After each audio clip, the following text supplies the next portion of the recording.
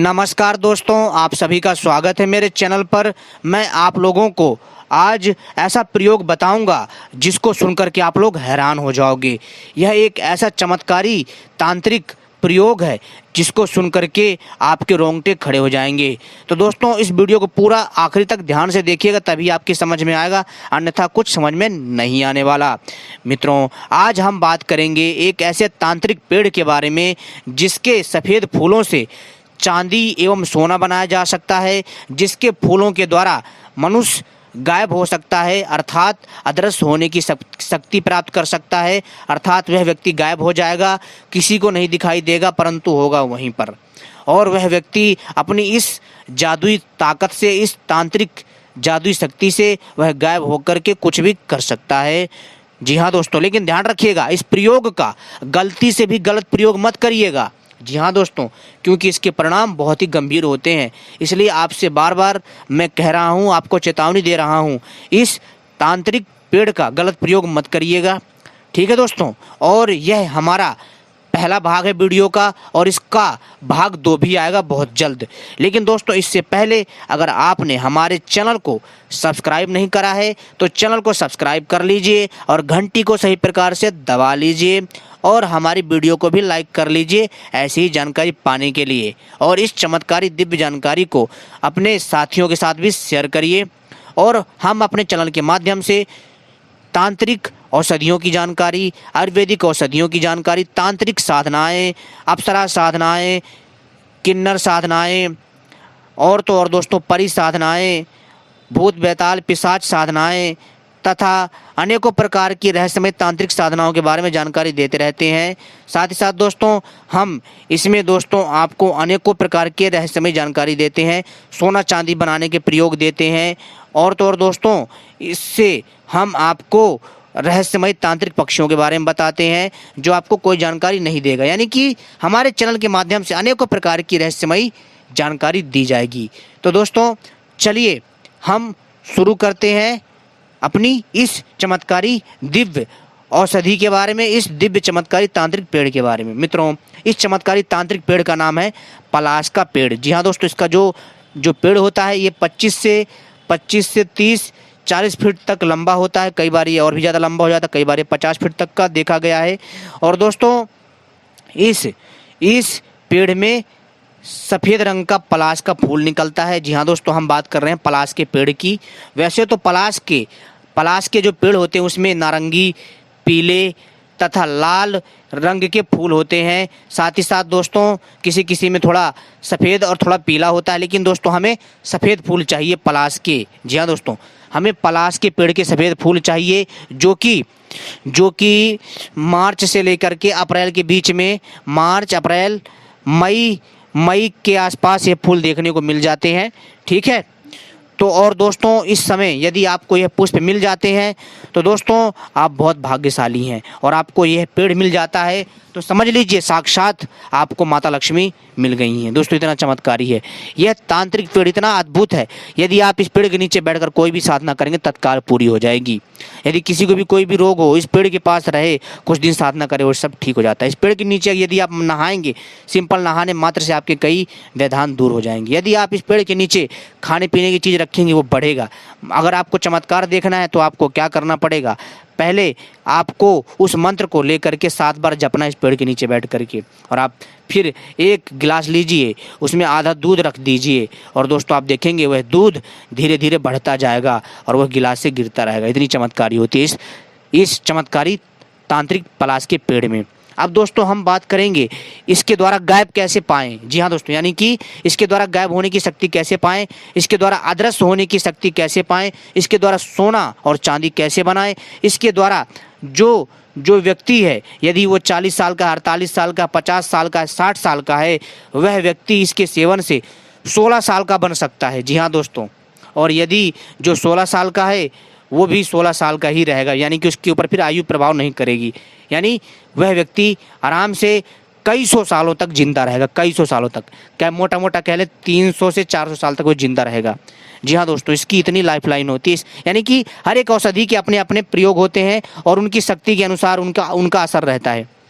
ठीक है दोस्तों, और मैं हमेशा से कहता हूं कि पेड़ पौधों में जीवन होता है, उनमें भी शक्तियां होती हैं, लेकिन आम मनुष्य नहीं जानता है। दोस्तों, जो वनस्पति तंत्र है ना, जो जो जो तांत्रिक जड़ी बूटियां हैं ना, इनमें अनेकों प्रकार की शक्तियां हैं जिसको हर कोई नहीं समझ पाता।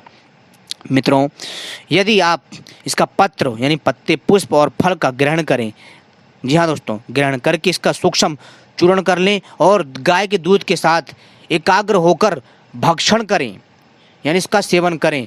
ऐसा करने मात्र से दोस्तों आप निष्ठ दूध मात्र का आहार करते हुए मनुष्य बलि और फलित से रहित 16 वर्ष का शरीर धारण कर लेता है। यदि वो 60, 70, 80, 90, 100 साल का है तो वह 16 साल का हो जाएगा। जी हाँ दोस्तों, और उसकी आयु 300 से 300 साल तक जिंदा रहेगा। 300 साल से 400 साल तक वह जिंदा रहेगा।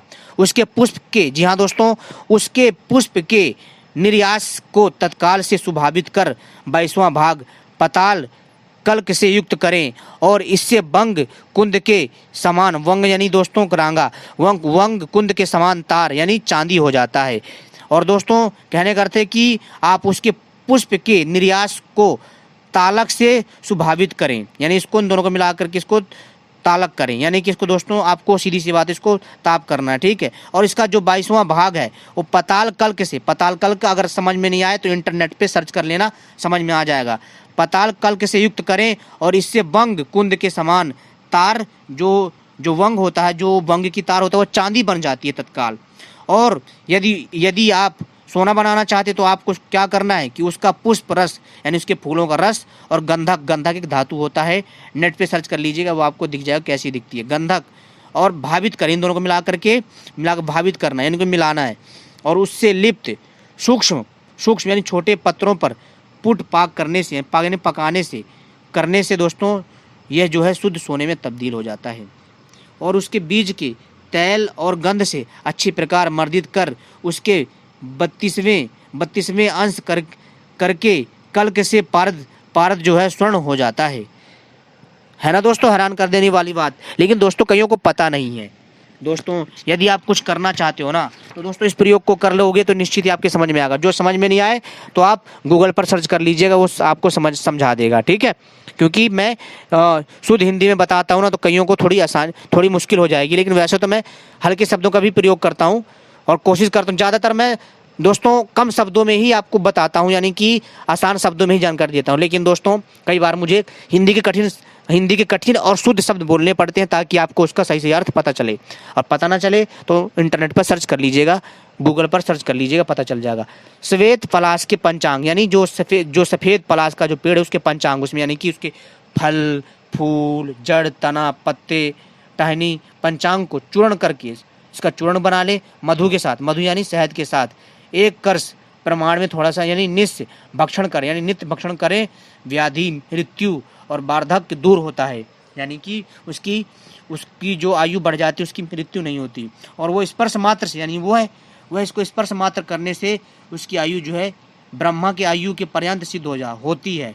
जी हाँ दोस्तों, इसमें कोई संदेह नहीं। अगर आप इसका अगर सिंपल प्रयोग करोगे तो 300 से 400 साल, और अगर आप ज़्यादा प्रयोग करोगे तो आपकी आयु ब्रह्मा के समान हो जाएगी, ब्रह्मा जी के। और दोस्तों वह मंत्र है, सुन लीजिए, मंत्र है अमृत कुरु अमृत मालिन्य नमः। दोबारा मंत्र सुन लीजिए, अमृत कुरु अमृत मालिन्य नमः, अमृत कुरु अमृत मालिन्य नमः। इस मंत्र को आपको 7 बार अभिमंत्रित करके ही प्रयोग करना है और फिर यह सिद्ध हो जाएगा ऑटोमेटिक। आपको ज़्यादा मेहनत नहीं करनी पड़ेगी। इस मंत्र के द्वारा मात्र 7 बार पढ़कर इसको सिद्ध करना है। यह मंत्र दोस्तों ऑटोमेटिक ही सिद्ध है, आपकी उस वनस्पतियों को सिद्ध कर देगा। और फिर आप उसका प्रयोग करिए, फिर आप देखिए इसका चमत्कार। और दोस्तों इसके द्वारा आप इसके फूलों के द्वारा आप गायब होने की शक्ति भी पा सकते हैं। जी हाँ दोस्तों, गायब होने की शक्ति कैसे पा सकते हैं कि आपको पलाश के सफ़ेद फूल लेने हैं। जी हाँ दोस्तों, आपको पलाश के सफ़ेद फूल लेने हैं और दोस्तों कम से कम जो है आपको 100 ग्राम से 200 ग्राम। और इसके बाद दोस्तों आपको पारा धातु चाहिए, शुद्ध संस्कारित पारा धातु चाहिए। पारा को इंग्लिश में मरकरी बोलते हैं दोस्तों, लेकिन ध्यान रखिए जो आजकल पारा मिलता है वो मिलावटी होता है, यानी शुद्ध नहीं होता है, ठीक है। तो वो शुद्ध होना चाहिए, संस्कारित होना चाहिए, क्योंकि पारा धातु बहुत जहरीला होता है, खतरनाक होता है। यदि इसका ऐसे सेवन किया जाएगा तो मनुष्य की मृत्यु भी हो सकती है। इसलिए दोस्तों पारा धातु का बिना शुद्ध किए प्रयोग नहीं किया जा सकता। इस पारा धातु का जो शुद्ध है, जो शुद्धिकरण है, वो एक अच्छा आयुर्वेदिक आचार्य ही कर सकता है। जो जानकार हो उससे ही सिद्ध इसको जो है दोस्तों शुद्ध करवाइए। पारा धातु को 7 प्रकार से शुद्ध किया जाता है। ठीक है, इस पारा धातु को शुद्ध करवाने के बाद आपको क्या करना, पारा धातु लाना है और उसको इसके पुष्प में मिलाना है, रगड़ना है जब तक गोली ना बनने लग जाए। और जैसी गोली बनने लग जाए तो इसके पुष्प का रस डाल दीजिए, इसके पुष्प को डाल दीजिए और उसको अच्छे से रगड़िए। जैसी गोली बनने लग जाए इसकी गोली बना लीजिए और फिर यदि आप इसकी गोली को मुख में धारण करोगे, मुंह में रखोगे तो आप गायब हो जाओगे, आप अदृश्य हो जाओगे, किसी को दिखोगे नहीं, परंतु दोस्तों आप होगे वहीं। आप कोई भी चमत्कार कर सकते हैं फिर, और आप जब तक आपके मुंह में ये रहेगा आपके ऊपर आयु यानी आपके ऊपर काल का भी कोई प्रभाव नहीं पड़ेगा। इतनी चमत्कारी औषधि है ये। दोस्तों भाग 2 में इससे जुड़े अनेकों रहस्यों के बारे में लेकर के आएंगे। वैसे पलाश के, सफ़ेद पलाश के फूल के बारे में अनेकों जानकारी हैं, अनेकों इसके तांत्रिक प्रयोग हैं इस तांत्रिक पेड़ के बारे में, लेकिन दोस्तों हम इसके बारे में इतनी ही जानकारी देंगे क्योंकि समय बहुत हो चुका है। दोस्तों हर एक चमत्कारी तांत्रिक औषधि की अलग अलग क्षमता होती है, उसकी ताकत के अनुसार, उसकी शक्ति के अनुसार, उसके गुण के अनुसार, उसके कला के अनुसार अपनी अपनी शक्ति होती है। हर एक औषधि में दोस्तों अपनी अपनी गुण और अपनी शक्ति प्रतिभा होती है, जिसके बल पर उसका जैसा गुण वैसा आपके ऊपर असर रहेगा। ठीक है दोस्तों, कोई औषधि आप पर ज़्यादा असर दिखाएगी तो कोई कम दिखाएगी, लेकिन औषधियों का एक अपना एक महत्व है। तो उम्मीद करता हूँ जानकारी पसंद आई होगी। अगली वीडियो का इंतजार करिए जो कि भाग 2 लेकर आएंगे इसी के ऊपर। यदि आप देखना चाहते हैं तो हमसे कमेंट में ज़रूर बोलिएगा, हम जल्द लेकर आएंगे। धन्यवाद।